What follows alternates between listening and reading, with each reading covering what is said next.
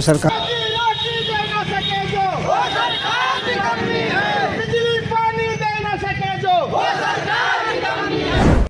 उत्तर प्रदेश में 2 डिस्कोमों के निजीकरण का मामला लगातार तूल पकड़ता जा रहा है। एक ओर संयुक्त कर्मचारी संघर्ष समिति लगातार निजीकरण का विरोध कर रही है, तो वहीं दूसरी ओर यूपीपीसीएल प्रबंधन लगातार नए हथकंडे अपना रहा है। साथियों नमस्कार, आप देख रहे हैं स्टॉक प्रॉफिट इंडिया। चैनल में पहली बार आए हैं तो सब्सक्राइब जरूर करें। तो शुरू करते हैं आज का वीडियो। हमने इस चैनल के माध्यम से आपको जानकारी दी थी कि चंडीगढ़ का बिजली विभाग निजीकरण की भेंट चढ़ चुका है। अब चंडीगढ़ का विभाग निजी हाथों में जा चुका है।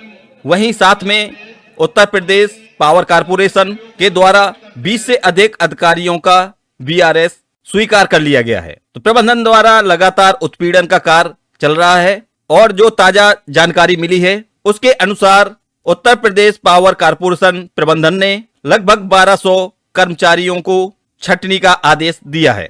1 फरवरी को केंद्रीय बजट पेश किया गया, जिसमें निजीकरण को अप्रत्यक्ष रूप से बढ़ावा देने के लिए नए प्रावधान लाए गए। सरकार द्वारा निजीकरण के लिए एक नई नीति अपनाने का निर्णय लिया गया है। यह नीति सार्वजनिक क्षेत्र के उपक्रमों को निजी हाथों में सौंपने का लक्ष्य रखेगी। सरकार ने निवेशकों को आकर्षित करने के लिए टैक्स रियायतों और अन्य प्रोत्साहन योजनाओं की घोषणा की है, ताकि निजीकरण की प्रक्रिया को और तेज किया जा सके और इसमें अधिक निवेश प्राप्त हो सके।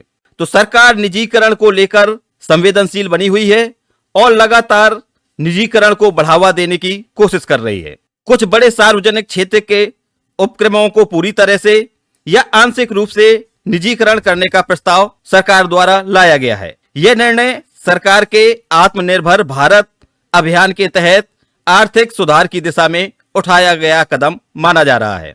सार्वजनिक निजी भागीदारी यानी पीपीपी मॉडल, जो सार्वजनिक और निजी क्षेत्र के सहयोग से बुनियादी ढांचे के विकास को बढ़ावा देने का नाम दिया गया है। इस पीपीपी मॉडल को प्रोत्साहित किया गया है और निजी निवेश को आकर्षित किया गया है। तो सरकार द्वारा बजट में भी पीपीपी मॉडल का उल्लेख किया गया है, जो निजीकरण को बढ़ावा देने की ओर एक कदम माना जा रहा है। तो यह सरकार की नीतिगत प्रतिबद्धता को दर्शाते हैं और निजीकरण को बढ़ावा दिया जाएगा ताकि सरकारी खजाने पर बोझ कम हो और सरकार अपनी जिम्मेदारियों को कम कर सके। तो सरकार फ्रेंचाइजी मॉडल की शुरुआत करने का मन बना चुकी है और पहले चरण में आगरा, वाराणसी जैसे बड़े शहरों को बिजली को निजी हाथों में सौंपने की तैयारी कर रही है। उत्तर प्रदेश सरकार द्वारा टेंडर प्रक्रिया निकाली गई, जिसमें Torrent power, Adani energy, Tata power जैसी कंपनियों ने भाग लिया। आगरा के लिए टोरेंट पावर को प्राथमिक बोलीदाता के रूप में चुना गया है और समझौते के अनुसार कंपनी को 10 साल के लिए बिजली वितरण का प्रबंधन मिलेगा। वहीं वाराणसी के लिए बोली प्रक्रिया अभी चल रही है। अभी इसमें किसी का नाम सामने नहीं आया है। प्रबंधन का कहना है कि टेक्निकल और कॉमर्शियल घाटे को 15% तक लाने का लक्ष्य रखा गया है। इसके लिए स्मार्ट मीटरिंग, ऑटोमेशन और सख्त मॉनिटरिंग पर जोर दिया जा रहा है। वहीं पर प्रबंधन का कहना है कि आउटसोर्स कर्मचारियों की छटनी को ऑपरेशनल एफिशिएंसी का हिस्सा है, इसको निजीकरण के रूप में न देखा जाए। लेकिन आप सभी को पता होगा कि निजीकरण को आगे बढ़ाने के लिए प्रबंधन इस प्रकार के कदम उठा रहा है। एक और संयुक्त संघर्ष समिति लगातार विरोध प्रदर्शन करती हुई दिखाई दे रही है। वहीं दूसरी ओर प्रबंधन ने अभी तक 1200 आउटसोर्स कर्मियों को छटनी का आदेश दे दिया है। निजीकरण की प्रक्रिया को आगे बढ़ाने के लिए यूपीपीसीएल प्रबंधन ने अभी तक 30 लाख से अधिक स्मार्ट मीटर लगाने की योजना बनाई है, जो कि निजीकरण को बढ़ावा देने के लिए मानी जा रही है। वहीं संयुक्त संघर्ष समिति ने जानकारी दी है कि निजीकरण के विरोध में प्रांत व्यापी विरोध सभाएं जारी हैं और निजीकरण के लिए संविदा कर्मियों को बड़े पैमाने पर हटाने की कार्रवाई से बिजली कर्मचारियों में भारी रोष व्याप्त है। विद्युत कर्मचारी संयुक्त संघर्ष समिति उत्तर प्रदेश के आह्वान पर आज बिजली कर्मचारियों ने समस्त जनपदों, परियोजनाओं, मुख्यालयों पर विरोध सभा का क्रम जारी रखा। संघर्ष समिति ने आरोप लगाया है कि संविदा कर्मियों को बड़े पैमाने पर मनमाने ढंग से हटाया जा रहा है, जिससे पूरे प्रदेश में बिजली कर्मचारियों में भारी गुस्सा व्याप्त है। उन्होंने कहा है कि 55 वर्ष की आयु पूरी करने वाले संविदा कर्मी पिछले 6 वर्षों से कार्य कर रहे हैं। ऐसे में अचानक उन्हें हटाया जाना पूरी तरह अमानवीय है। उन्होंने यह भी कहा है कि बेहद कम वेतन पाने वाले कई संविदा कर्मी ऐसे हैं जो बिजली विभाग और उपभोक्ताओं की सेवा करते हुए विकलांग हो चुके हैं।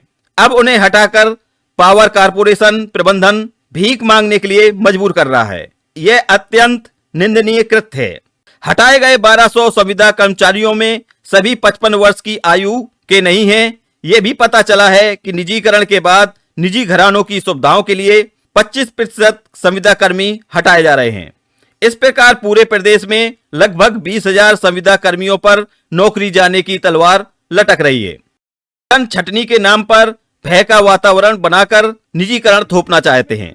उन्होंने कहा है कि बिजली कर्मी समझते हैं कि अभी संविदा कर्मी हटाए जा रहे हैं, कुछ समय बाद नियमित कर्मचारी भी हटाए जाएंगे। यह निजी घरानों की सुविधा के लिए किया जा रहा है। तो ये आरोप लगाया है संयुक्त संघर्ष समिति ने। संघर्ष समिति के पदाधिकारियों ने राजधानी लखनऊ में लेसा और मध्यांचल मुख्यालय पर बड़ी सभाओं को संबोधित किया। संघर्ष समिति के पदाधिकारियों ने कहा है कि विरोध सभाओं का क्रम पूरे सप्ताह जारी रहेगा। वहीं दूसरी ओर विद्युत कर्मचारी संयुक्त संघर्ष समिति ने माननीय मुख्यमंत्री योगी जी से अनुरोध किया है कि पूर्वांचल विद्युत वितरण निगम एवं दक्षिणांचल विद्युत वितरण निगम के निजीकरण के हस्तक्षेप किया जाए।